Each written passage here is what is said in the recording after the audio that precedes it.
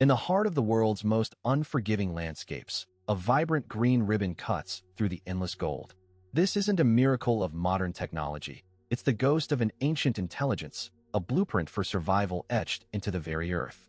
We are about to uncover a lost world of engineering so sophisticated it rivals our own, a system that harnessed gravity and geology to create life where none should exist. This forgotten knowledge, dismissed for centuries, holds a radical solution to our planet's most pressing water crises, a secret hidden in plain sight. Because what if the future of our world doesn't lie in new inventions, but in rediscovering the profound wisdom of our ancestors? Imagine a vast, subterranean network of gently sloping tunnels, some stretching for over 70 kilometers, meticulously hand-carved through solid rock and treacherous earth by generations of artisans who navigated by the faint glimmer of oil lamps and the subtle pull of the Earth's own gravity. This monumental feat of hydrogeological engineering, known as the Cannet, was designed not to pump water, but to masterfully intercept the subterranean water table at the base of mountains, channeling the precious liquid through these underground aqueducts to prevent evaporation under the scorching desert sun. For over 3,000 years, the rhythmic sound of pickaxes striking stone echoed in these dark, cool passageways, a testament to a collective human endeavor that smelled of damp earth and determination, ultimately delivering life-giving water to flourishing cities like Yazd.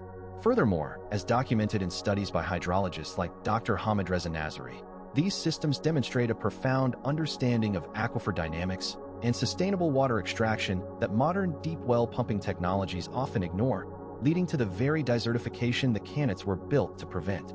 In the rugged Hajar Mountains of Oman, a completely different yet equally brilliant system called the Aflaj, a UNESCO World Heritage Marvel, showcases a complex social and engineering tapestry where water rights were as meticulously calculated as the channels themselves. These open-air channels, often carved into cliff faces and lined with waterproof mortar, are governed by intricate sundials and astronomical observations that dictate precise water allocation for each family's terraced farm, creating a communal bond forged by the shared necessity of survival. The gentle gurgling of water flowing through these stone-lined arteries is the constant soundtrack to village life, a cool, life-affirming presence against the backdrop of sun-baked rock and the distant scent of blooming date palms that have been nourished by this very system for millennia. In addition to its social ingenuity, geologists have confirmed that the Aflaj systems are ingeniously sited to capture ephemeral floodwaters and perennial spring flows with minimal environmental impact, representing a perfect equilibrium between human need and the natural hydrological cycle that has sustained communities for centuries. Across the vast expanse of the Sahara, from Algeria to Libya, the Berber people perfected their own version of this subterranean genius, the Foggara, a testament to human resilience in one of the most hyper-arid regions on Earth, where surface temperatures can melt lead. These ancient systems required an almost supernatural understanding of the landscape, locating fossil aquifers, vast underground reservoirs of ancient water, and then excavating hundreds of vertical access shafts, appearing like a line of craters from above, to ventilate the tunnels and remove excavated debris. The construction of a single Foggara was a multi-generational project, a sacred inheritance passed from father to son, with the resulting oasis becoming the vibrant heart of trans-Saharan trade routes, a bustling hub of commerce and culture smelling of spices, leather, and the sweet promise of water. Although many Foggaras have tragically fallen into disrepair due to the introduction of modern diesel pumps that drain aquifers unsustainably, researchers from the University of Algiers are now championing their restoration, citing their energy-free, self-sustaining design as a model for future water security.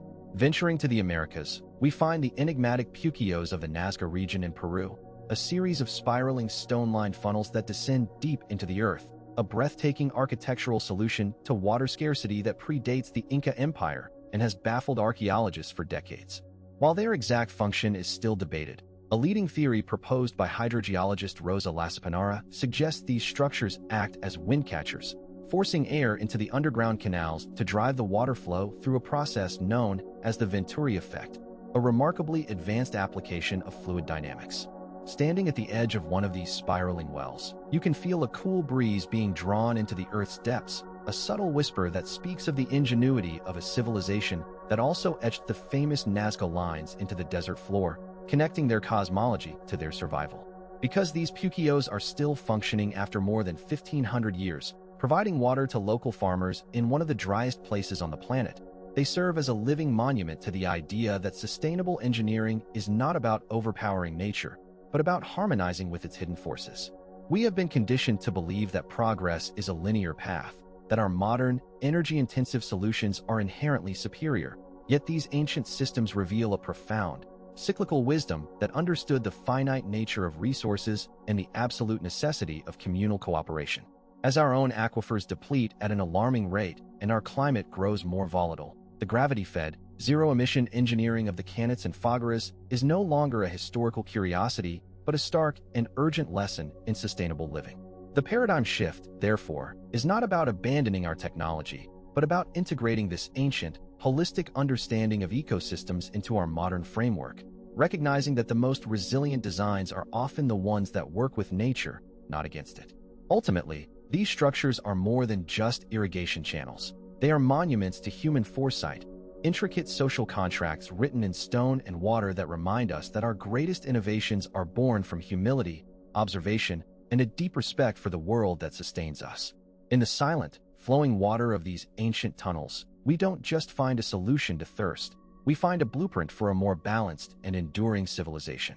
The whispers from these desert oases are growing louder, teaching us that to build a sustainable future, we must first have the courage to listen to the wisdom of our past. Humanity's greatest legacy isn't written in the stars, but in the patient, life-giving channels we carved into the heart of the impossible.